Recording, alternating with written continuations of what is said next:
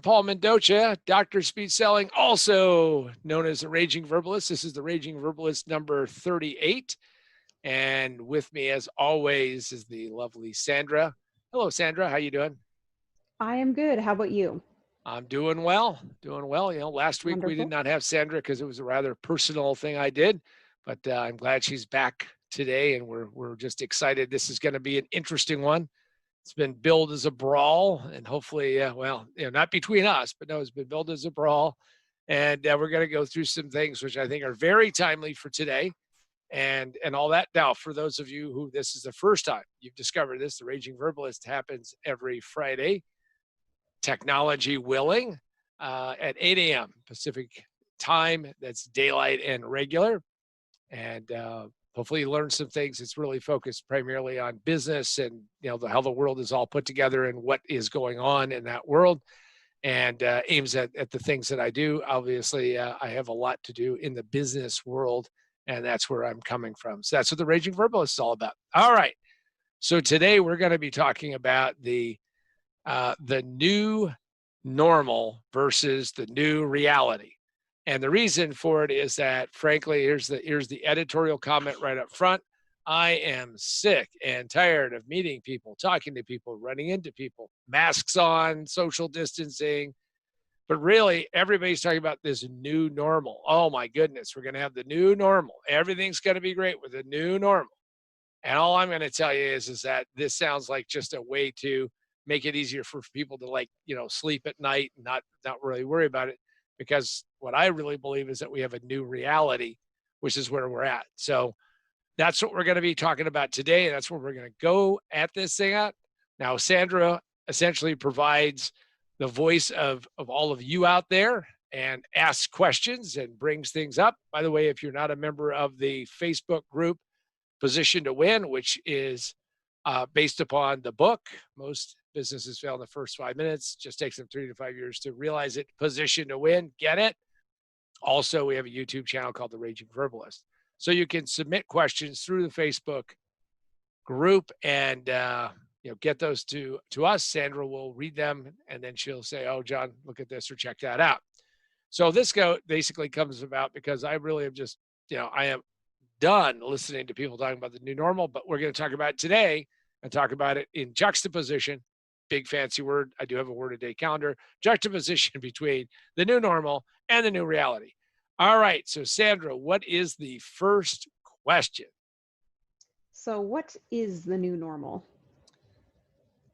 And it's a great place to start. The new normal essentially is, as this dumpster fire was taking place, as this whole world was going down the tubes and cinders going up and all of that, is that, well, people have to have a way to deal with it, right? So when you have a crisis, when you have an issue, and I've seen this a lot, especially in doing business turnarounds, is that people need a way to kind of well, how do I cope with this? So humans come up with coping mechanisms. And of course, today in this very politically correct world and how everybody wants to feel it's going to be all right. And, we got to just, dab around the corners of your mouth and make sure that everything is going to be okay, is that we come up with a bullshit phrase called the new normal. And the new normal essentially is to say, well, whatever it was before, we're going to have the new normal. Now, you may say, but John, aren't we going to move to a new normal? See, when you're in the middle of chaos, when you're in the middle of the giant tornado, when you're in the middle of the hurricane, sitting there saying, well, this is the new normal is ridiculous, because you're in the middle of chaos. You're in the middle of crazy town. And that's just the way it is. I'm going to Vegas, and I understand it's crazy town to the, eighth power or something. I mean, places are shut down. Things aren't open. I want to go do some things. Can't do it. Wanted to go to a restaurant and meet with a client and friend. Turns out that they're closed down because of COVID-19. So while we're in the middle of this, you'll actually be able to make yourself more functional if that's what you want to do. I want people to be very effective and functional, and that is throw this whole new normal thing out. We're going to get to normalcy or whatever we're going to call it, but that isn't going to be for a while. And it's just like I say, we're going to know exactly how we should have handled this coronavirus, COVID-19, whatever else you want to call it, situation. We're going to know exactly how we should have handled it in about 2042. Because that way we'll have all the data, we can lay it out and say, well, we screwed up here, we screwed up here, we screwed up here. And that is the fallacy that people have that you can actually look forward. So frankly, the new normal is a mechanism by which humans cope with things. And frankly, it is a delusional place. And that's it, not a good thing. Because when you're in the middle of a crisis, do not look for normalcy. Look for how you're going to be effective and getting things done. And if you do that, then you won't get sucked into this thing. Because, see, I hear it all the time. Well, they said not to wear a mask, and they say to wear a mask, and then they said to do this, and then they said to do that. I'm telling you that you should do everything in your power to not get the damn thing. You know, it'd be great if they had a vaccine. It'd be great if all you needed to do was get a little, pinprick and you get a Hello Kitty Band-Aid and you're all okay and done. But let's not go doing that. Let's not tempt fate. Again, I'm a kind of guy who says, because I'm a gambler, why would you take a bet that has the issues? Now we can say, well, but fewer people are dying. As I said a couple weeks ago, somebody I knew, not a close friend, but somebody who I admired and helped out a little bit on the book, died from this virus. Well, I'm going to do everything I can to not get it. So get out of your head about what somebody said or didn't say or did or didn't do. You got to figure out what's the best thing for you to do and knock out this whole new normal thing, because it could hurt you. All right. What is the next question? Why does it seem like it's taking so long for COVID-19 to be over? So the reason why we put that question in is that I can tell you that we have been affected. Our brains have been warped. Darwin may have been right, but he never saw The Simpsons. Okay, he never saw, Bart sitting there in the back seat saying, "Are we there yet? Are we there yet? Are we there yet?" We have become so accustomed to something happening, and we sit around and say, somebody should do something about it, and now. The reason why we have no time horizon, and in fact, are we going to muddle through this? Yes. Understand we muddle through most everything. It only looks good. It only looks like we did a lot of smart things. Like I said, long after it's over. They didn't call The Greatest Generation, which my father was a part of, The Greatest Generation until, 20, 30 years later. All they are people who went out and did what they had to do for whatever purpose they had. If you think that it all went smooth, go read the book Catch 22. No, it didn't go smooth. So when people say, why haven't we fixed, solved, or done this situation? We have cured polio, and we have found a vaccine for polio how many decades ago? And yet I'm watching Bill Gates on a YouTube channel, a 2-year-old video, and he's talking about how the Bill and Melinda Gates Foundation are spending money to get people vaccinated against polio, which, by the way, once you get it, it screws you up for good. And they're still trying to eradicate it on this planet. So when people say, why haven't we figured out how to solve it and cure it and get it done? We are going at an incredible pace and incredible speed. And I don't know when it's going to be fixed or not fixed and how it is going to go. All I know is that you have to accept where we're at and make the best of what you have. If you have extra time on your hands, anybody out there says, geez, I'm bored, I've got extra time. I have so many projects that you can do right from your home, right from wherever you are. And I won't, here's how beneficent, I guess that's the right word. I'm not even going to pay you because, of course, it would be an insult. If you have all this time, why aren't you doing all those things that you should have been doing? How many people I've talked to said, John, it's great that you finally got a book done. Yeah, it took me a long time. But if you're sitting around on your rear end right now and not doing something, start working on these things. People get exhausted when they don't have a lot to do. I have a lot to do every day. I have proof. I mean, people who I work with, people like Sandra, I mean, I'm busy every day. And of course, if you're going to make something happen in this time frame, just follow this simple rule, which is you're going to have to work 4 times harder for half the money that you would have normally made. And if you do that, you're never going to be bored. Now, back to our question. The reason why it hasn't been solved is that normal period of time to solve these kinds of issues, to come up with vaccines, assuming you get to a vaccine, but even coming up with treatments, is usually measured not in days or weeks, but in months or years. But it appears that there are like 135 different vaccines that are being worked on. I throw out the Russian one because I think it's a fake. I don't think it's really, they skipped a lot of steps, they revert back to their old Soviet style stuff. So it didn't get solved, and it isn't going to be solved in the time frame that suits you. So you have to either say the world is wrong and I'm right, or the universe is wrong and I'm right, and why isn't it better? And I have 2 ways to solve that. Number one is you become hyper productive and get all the things that you put off doing that you never had time to do, and you should do that instead of binge watching, I don't know, Icelandic cop shows, which have and I just watched some of those on Netflix. I mean, first off, nobody has a light bulb. I mean, no wonder somebody could get away with murder. Nobody could see anything.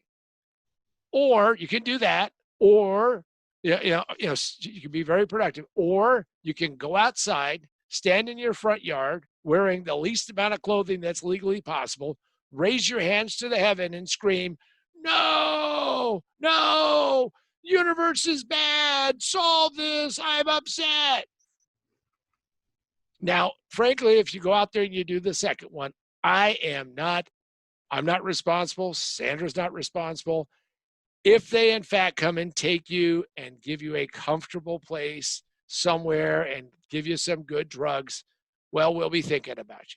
But people sitting there saying, why isn't this fixed and why isn't this done, is essentially we're back to Bart Simpson and are we there yet? Are we there yet? Lots of people are working really hard to make this thing better. I don't know how to do any of that. Now, I do know how to make decaf coffee. I do know how to fix a business. I do know how to, in fact, sell things. I do know how to make a video because we have a video here, but I don't know how to do the science stuff. And I'm just counting on, as we all should, that there's a motivation from a moral standpoint, there's a motivation from a financial standpoint, and hopefully those 2 things come together and the pandemic starts to recede and we figure out how to get a vaccine and treatments and all that. And I hope that happens soon. And, but again, if you're really feeling frustrated, try the second one. Again, we're not responsible. All right. What is the next question, Sandra? Yeah, so along with that, what can we or I do to make this time work given the new reality that we have? Well, this is so important. We are in a new reality. And when we are in a new reality, when the page turns, when the situation is different, and now we have an opportunity to do some pretty interesting things. Now what you have to do is say, what are the lists of things that I've been doing that I really don't like doing? And because of COVID, I really can't do them anyway. And there's a lot of things that people do because they feel obligated or they feel part of it. Sad story. I'm at a wake for my wife's best friend. She passed away from lung cancer. And we're there. And of course, this is a person who I've knew for a long time. And she was in our wedding. And, we're there. And, she had taken lots of photographs. She lived a pretty amazing life. And I end up sitting down, and I don't know most of the people because, again, I'm an outlier in this situation. And I'm sitting there and I start talking to this guy and I say, "How do you know her?" "Well, my wife knew her and I'm here." And I said, "Well, what do you do?" "Standard stuff that you ask for these kind of things." And he says, "I'm retired." I said, "Well, congratulations. I hopefully you're enjoying it." And he goes, "Yep, spent 35 miserable years at BF Goodrich. Hated every stinking day." Now we're at a wake. I'm starting to think if this guy gets a microphone, we got Jonestown all over again. I mean, he's starting to bring me down. I mean, I was sad, but now I'm getting depressed because he hated his job every single day. And I said, "Wow, you burned through 35 years as if you got hundreds." "Well, but I had obligations and I had this, I had that." This is a good time, given what I call, forget the new normal, let's call it the new reality. And the new reality is, what do you want to do? What would you do if you had a second chance? And my assertion is, this is your second chance, maybe your third chance, maybe your fourth chance. And when you have that chance, what are you going to do with it? Now, is it going to be an easy road? No. Is it going to be work involved? Yes. By the way, when I say that, a lot of people are, now, going over and watching something else because, that's like work is like a 4-letter word. But what I'm going to tell you is that what you can do is design the life that you want to have on the other side of this and work towards that. And if you say, "But John, everybody can write a list of things that they have to do that are out there that they must do. That if they don't, well, what's going to happen? The world is going to come to an end." And I can tell you from my own spectacular successes and absolute failures that usually the world could care less one way or the other, give or take. The world isn't sitting there right now going, "Geez, I wonder if he's going to get this raging verbalist done. I wonder if this is going to happen." But we do it. We do it because it's what we're going to go out and do. So find out whatever that is that you want to go do and go pursue it. Now, I'm not going to be one of these wearing rose-colored glasses telling you find out what you love and do it and the money will follow. That's bullshit. That's not real. What I'm going to tell you is find something that you want to do and accept the amount of money that exists within that space. And if you do, you're going to have a better, more fulfilling life. But there's just a real simple rule. No bitching and whining. In fact, I wish that they had signs like that would go up instead of this, let's keep social distancing. They should just have a big sign that says, B&W, and then a big red circle and a slash through. No bitching and whining. In fact, maybe you should just start taking that up as your own thing because the amount of bitching and whining and moaning that people do, and again, I take moaning out, I don't want to, if you say moaning, all of a sudden people say, "Oh man, who knows that keyword?" Then people want to come on and see if there's like moaning on this thing. But no bitching and whining. And what you want to do is figure out what you want to do and where you want to go, what you want to become, and pivot and become that because that's important. Which leads me to a shameless plug. And the shameless plug is that it took me, because again, if you sit there and say, "But John, things are going pretty good for you, things are happening." Yeah, okay, maybe. But I'm going to tell you, it took me 30 freaking years to write this book. Most businesses fail in the first 5 minutes. It just takes them 3 to 5 years to realize a position to win. Now, if you think it's just a business book, go to the back of the room. What it is it's a book that talks about positioning and why positioning is so important. What I just shared with you is the essence that positioning is deciding what you want to do and what position you can occupy. This is why when people say, if a, and I'm not going to show gender bias. I'm going to say it was, if a man can conceive of something and believe in it, he can achieve it. Well, I kind of look more like the before picture in a lot of these, health ads. So, I'm not going to probably be running like a, back-to-back double marathon, or I'm not going to be an Iron marathoner. Ain't what I'm interested in. I'm interested in being who I am.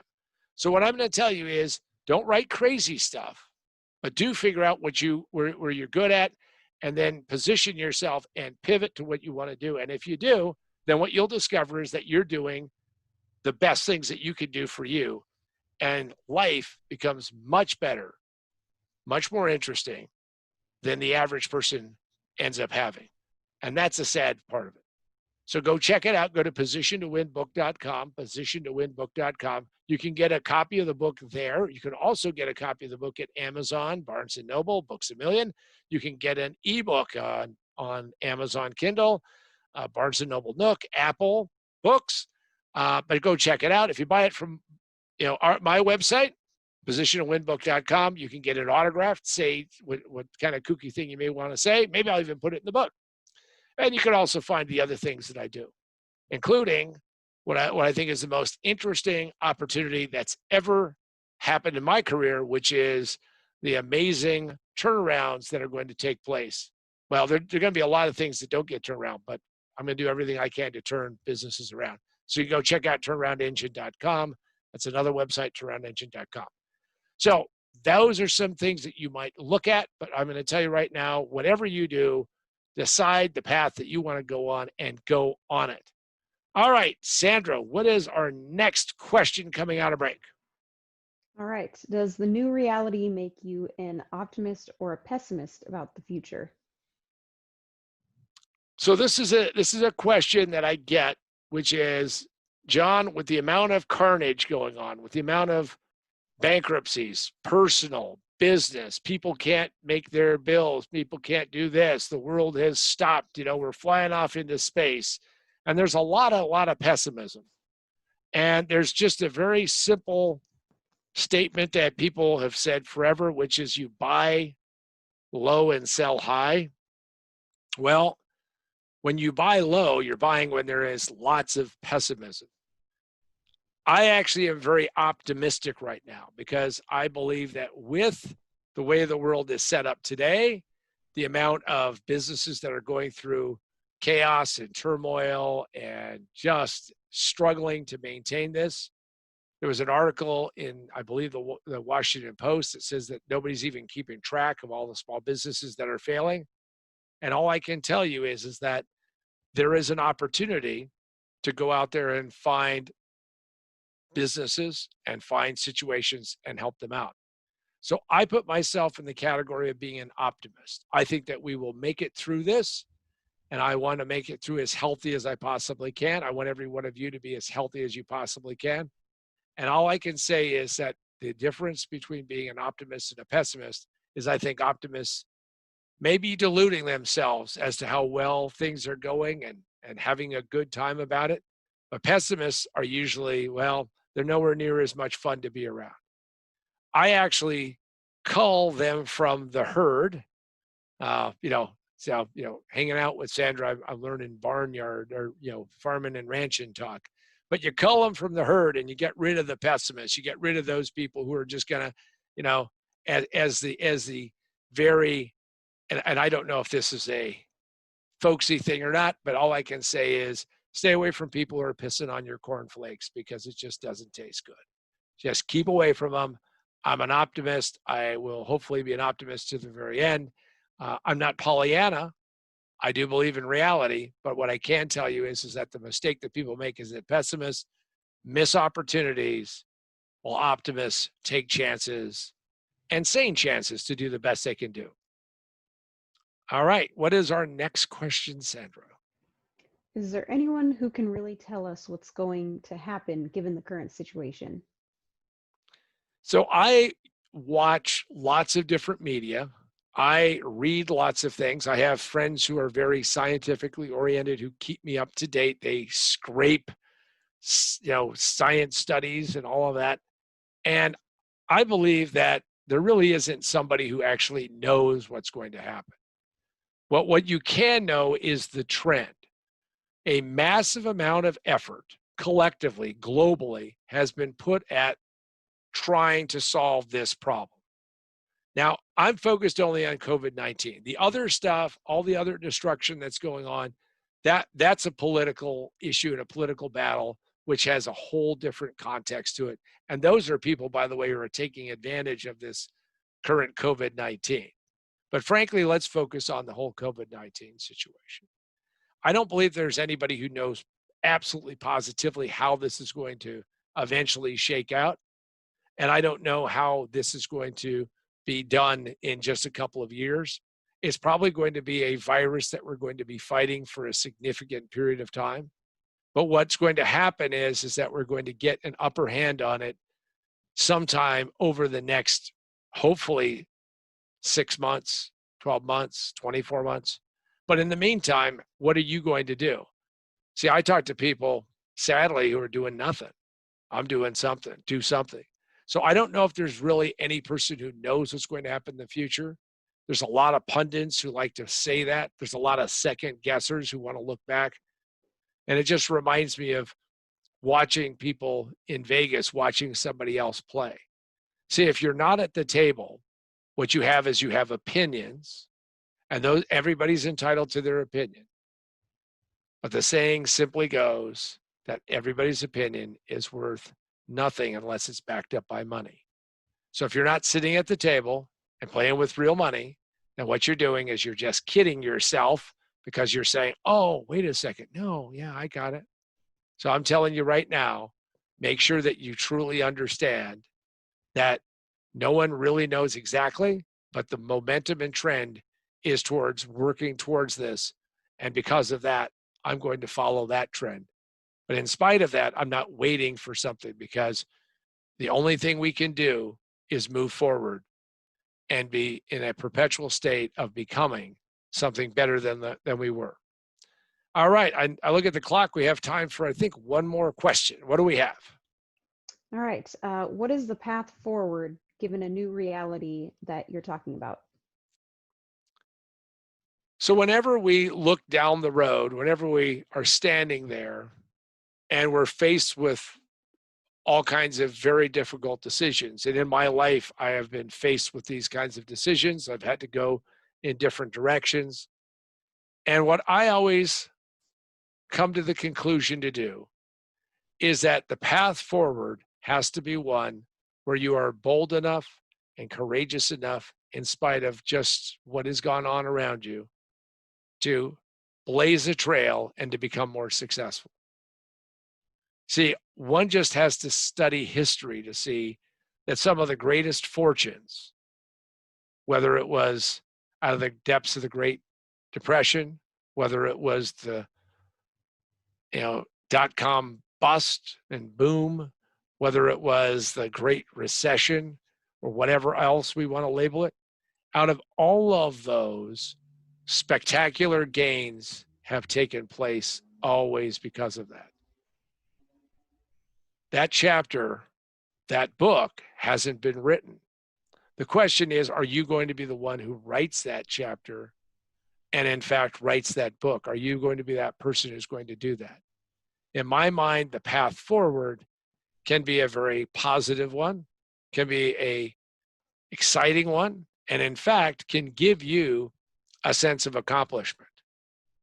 Oftentimes I meet people who say, John, I want to get enough money so I don't have to worry about things. And I can tell you, I know a lot of people who have a lot of money, and many of them worry about other things. It is the human condition that we keep sucking ourselves into some kind of sense that maybe somewhere in here we're going to end up where we don't have to really be concerned about it. Now, make no mistake, I'd rather have money than not. I've been on both sides of that one. But what I can tell you is the path forward that you can do is one of your own making. The real question is, do you have what it takes to go do that? Are you willing to suck it up and go out there and make that happen? Are you willing to, in fact, decide that some things just have to be put aside and leave them and not ever think about them again? Because, see, relationships may crumble, businesses may go away, people we know may get sick, loved ones may pass away. But as long as you're here and drawing a breath, the real question is you have, again, two choices. Number one is we keep moving forward, ever forward, ever in the direction of achieving what some may have called impossible and achieving what some may have said, well, I'm going to wait until it all comes out. And then there are others who are basically going to stop and sit and wait. I hope that you're that 20%, that 4%, that 0.8%, because that's the top 20%, 20%, 20%. Hope that you're that never wants to stop and just wants to keep going forward. What I can tell you right now is that the path forward is there, but it isn't laid out. It isn't a super highway. You're going to have to work your way through some tough and heavy brush and work your way to where you want to go. I hope you make that decision and go that way. So I want to thank Sandra for being here and asking the questions. Sandra, thank you very much. Thank you for having me. And I want to remind each and every one of you that the Raging Verbalist is on every Friday at 8 a.m. Pacific Daylight Time and Standard Time, technology willing, and all of that because we've had a lot of glitches getting into this thing. And the other thing is that if you have a comment, you agree with me, you disagree with me, whatever that might be. In YouTube land, you can subscribe and hit notification. You can go to Facebook and join my Facebook group, Position to Win, which is tied to my book. You can always go to positiontowinbook.com and check it out. And more importantly, maybe you want to say, I want to go check out what he's doing in Turnaround Engine. All those are possibilities, but I'll leave you with this one final thought. You decide each and every day whether you're going to achieve more today than you would have if you didn't make that decision. You decide every day what you're going to do. And if in fact you decide that today, yes, today, because that's the only day you ever have, you're going to go out and make it happen, my belief is that you're going to. Obstacles and all, everything you have to overcome, but never, ever, ever quit. Thank you, everybody. This has been the Raging Verbalist, number 38. Until next week, go out and have a great week and make it a fantastic week.